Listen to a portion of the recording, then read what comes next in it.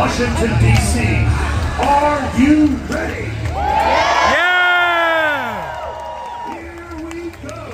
Please welcome the senior senator from the great state of Vermont,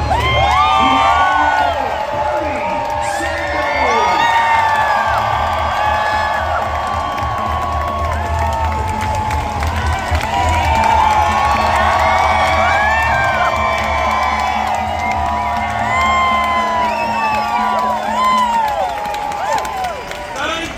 Washington! Thank you, indivisible! Thank you to the millions of Americans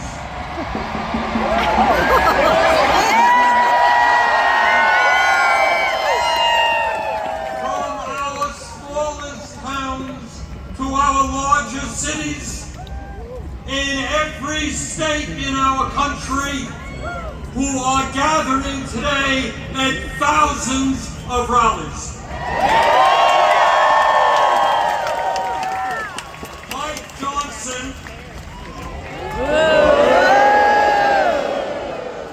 the Republican Speaker of the House, called these rallies Hate America events. He have it wrong. Millions of Americans are coming out today not because they hate America. We're here because we love America. Yeah! We're here because we're going to do everything we can to honor the sacrifices of millions of men and women who over the last 250 years fought and sometimes died to defend our democracy and our freedoms. In 1776, with extraordinary courage, the founders of our country announced to the world that they would no longer be ruled by the King of England. Yeah, all right. A king who had absolute power over their lives. They demanded freedom. And to bring that about, they fought a bloody war against the British Empire and the most powerful military in the world. Tens of thousands of Americans died in that 8-year war, but our forefathers fought on and they won.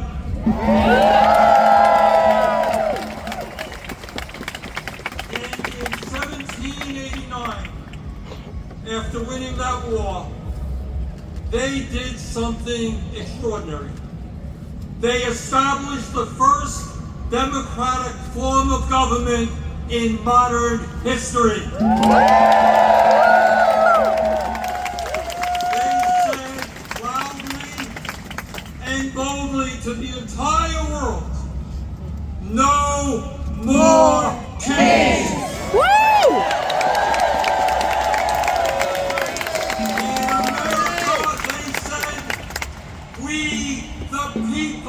Will rule.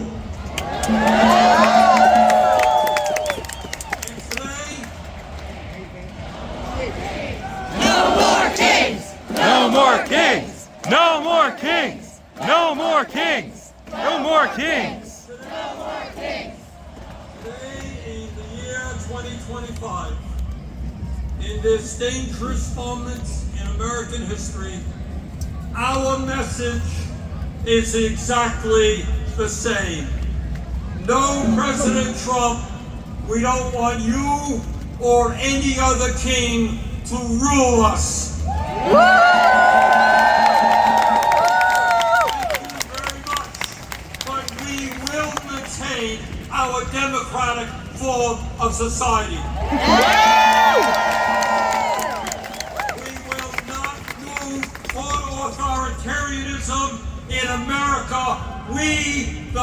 people will rule. When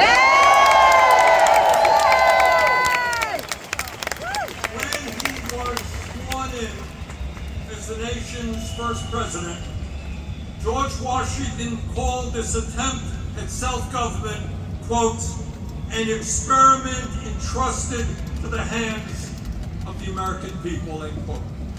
My fellow Americans, in an unprecedented way, that experiment is now in danger. It is in danger when we have a president who wants more and more power in his own hands and in the hands of his fellow oligarchs. It is in danger when we have a president who claims that peaceful protests in Portland, Oregon, or Chicago, Illinois, is an insurrection. Boo! And calls in the U.S. military. And then threatens to arrest the mayors and governors who resist them. It is in danger when we have masked agents working for ICE, breaking down doors, throwing people into vans without due process, and taking them to God knows where. Boo!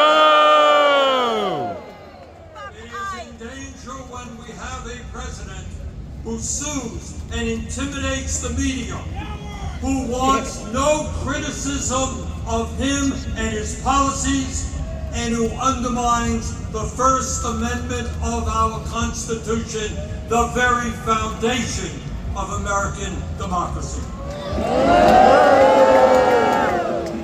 Our country is in danger when we have a president who threatens to arrest or imprison political opponents who stand against them, including the Attorney General of New York State, a sitting U.S. Senator, and the Governor of California. It is in danger when we have a president who undermines freedom of thought and dissent at our colleges and universities, and who attacks law firms that oppose him in court. It is in danger when we have a president who threatens to impeach judges who rule against him. It is in danger when we have a president who ignores Congress, refuses to spend money that Congress appropriates, and takes away money from states who voted against him. It is in danger when we have a president who demands that states redraw congressional maps to ensure that his chosen candidates win future elections. It is in danger when we have a president who illegally fires tens of thousands of federal employees right here in our country, and rips up union contracts that workers have fought for and won. It is in danger when we have a president who grossly violates the Constitution by accepting gifts from foreign leaders, including a $400 million plane from the royal family of Qatar, that allows that family to build an Air Force facility in Idaho. Let us be clear. This moment is not just about one man's greed, one man's corruption, or one man's contempt for the Constitution. This is about a handful of the wealthiest people on earth who, in their insatiable greed, have hijacked our economy and our political system in order to enrich themselves at the expense of working families throughout this country. Yes, yeah, I am talking about Elon Musk, Jeff Bezos, Zuckerberg, Whoa! other multi-billionaires. Sitting right behind Trump when he was inaugurated. Remember that? Yes! The very same billionaires who funded his campaign, who have bestowed gifts upon him, and who have seen huge increases in their wealth and power since Trump took office. Yeah. Yes, I am talking about the insanity of one person, Mr. Musk, owning more wealth than the bottom 52% of American households. I'm talking about the incredible injustice of the top 1% in America now owning more wealth than the bottom 93%. I'm talking about the richest people in America becoming much, much richer, while 60% of our people live paycheck to paycheck, struggling every day to pay their rent and mortgages, pay for child care and education, pay for their health care and prescription drugs, afford decent quality food for their kids, and maybe, just maybe, put aside a few bucks for their retirements. I am talking about our nation, the richest country in the history of the world, having the highest rate of childhood and senior poverty of almost any major country. I am talking about our great nation, having 85 million Americans uninsured or underinsured, and 800,000 people who are homeless, including people a few blocks from here. All the while Mr. Musk is on his way to becoming a trillionaire. I'm talking about the incredible danger of the richest people in this country pouring hundreds of billions of dollars into artificial intelligence and robotics, which in the next decade will decimate tens of millions of jobs for the American working class. I'm talking about a billionaire class who believe that they have the divine right to rule, and who not only want massive tax breaks for themselves, but who reject any form of accountability or checks on their power. My fellow Americans, we rejected the divine right of kings in the 1770s. We will not accept the divine right of oligarchs today.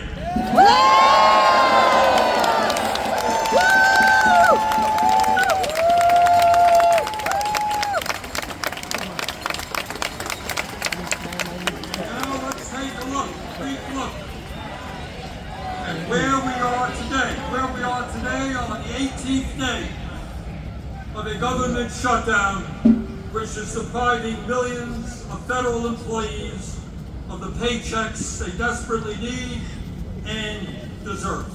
Let me cut to the chase and tell you exactly what this shutdown is all about. As a result of Trump's big, beautiful, disgraceful bill, which made massive cuts to Medicaid Affordable Care Act, 15 million low-income and working-class Americans are going to lose the health care they desperately need to save.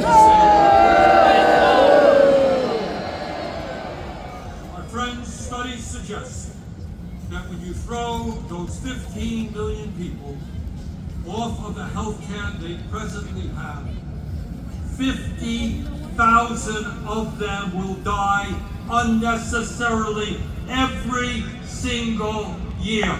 50,000 Americans will die unnecessarily every single year. But that's not all. As a result of that same terrible piece of legislation, over 20 million Americans are going to see on average a doubling of their health insurance premiums through the Affordable Care Act. My state of Vermont, just the other day, people received notices from insurance companies that their health care premiums in some cases would triple or quadruple. And that is going on all over the country. At a time when we already pay, by far, the highest prices in the world for healthcare, millions of Americans are going to see outrageous increases in the healthcare premiums, which they cannot afford. Why is that happening? Why are the Republicans making a broken healthcare system, a dysfunctional healthcare system, even worse? Why are they bringing our healthcare system to the verge of collapse? We all know the answer. We all know the answer. It was to give $1 trillion in tax breaks to Mr. Musk, Mr. Bezos, Mr. Zuckerberg.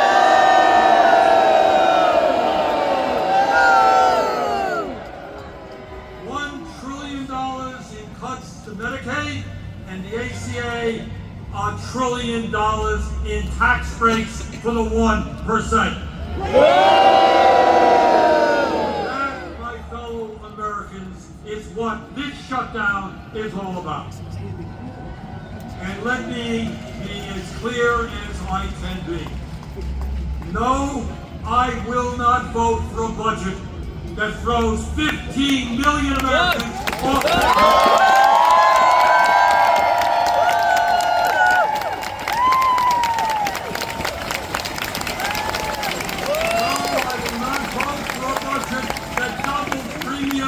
for 20 million Americans. No, I will not vote for a budget that forces nursing homes, rural hospitals, community health centers to lay off staff and close their doors throughout this country.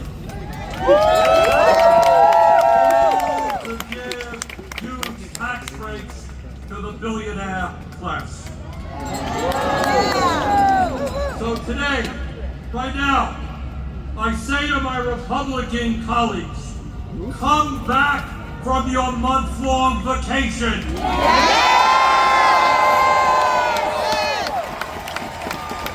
Start negotiating and do not allow the American healthcare system to be destroyed. End this shutdown.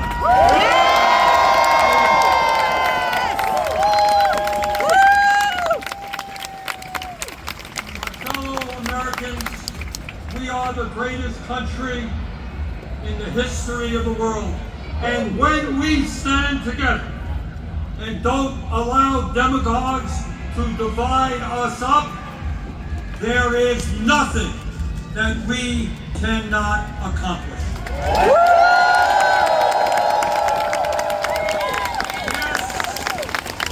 Yes, we can create a vibrant democracy by ending Citizens United and not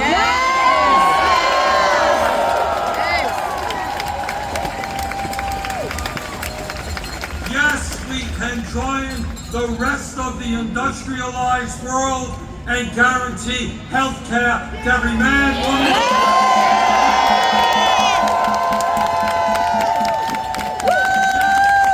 we can build millions of units of low-income and affordable housing and allow our younger generation to enjoy the American dream.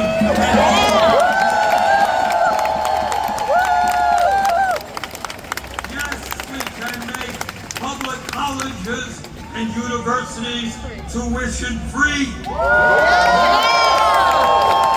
And have the best child care and public school system in the entire world.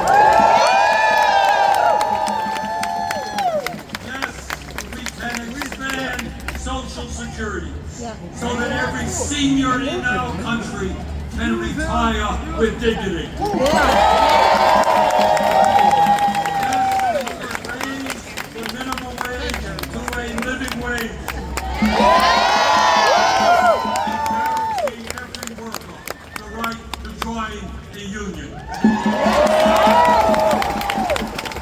Yes, we can lead the world in transforming our energy system away from fossil fuels and create millions of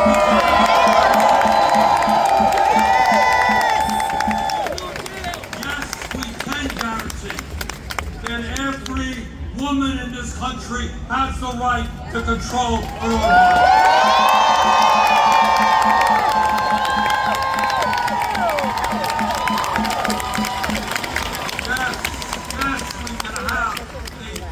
Policy that guarantees that never again will American taxpayer dollars be used to starve children in Gaza or anywhere.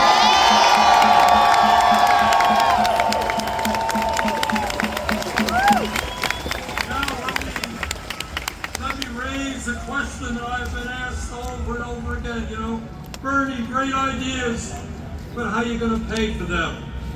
Great question. Thanks. Here is the answer. At a time when the wealthiest people in America have never, ever had it so good. At a time when billionaires are paying massive taxes, lower than earners. Yes, the top 1% and large profitable corporations will pay their fair share.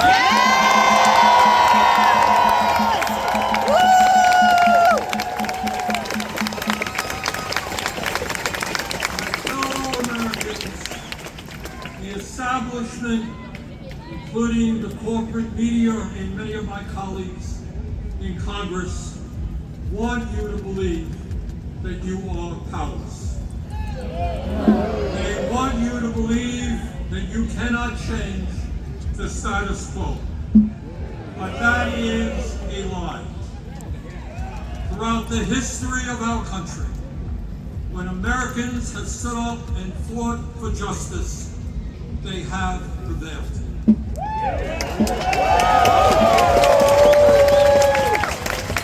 When the founders stood up to King George, they were told it was impossible, but they won.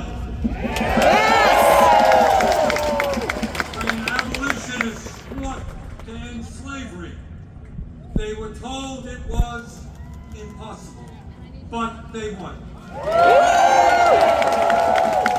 When workers organized to form unions and stood up to their bosses, they were told it was impossible, but they won.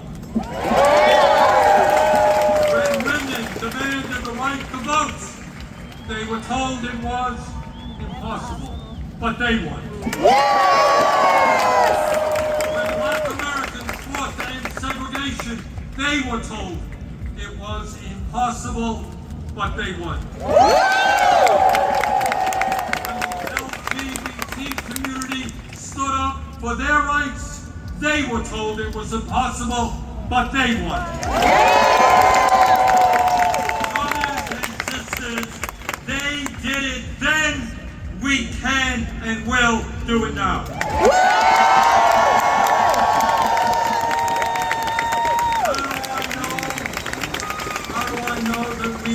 Magazine. Take a look at this huge crowd right here in our Nixon Stadium. But it is not just here, as I understand it today, October 18th, 2025, there are more people out on the streets in more communities all over our country than we have ever seen in American history.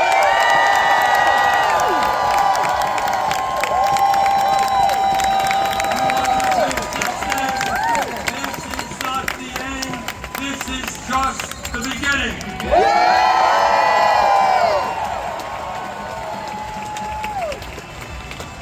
Together, when we stand united, when we don't allow Trump or anybody else to divide us up by the color of our skin or where we were born or our sexual orientation, when we stand together, we will create the kind of nation that you and I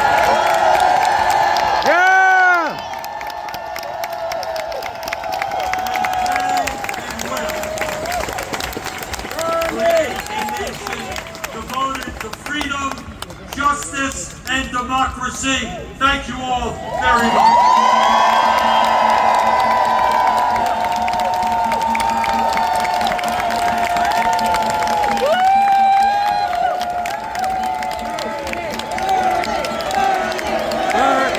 Bernie, Bernie, Bernie, Bernie.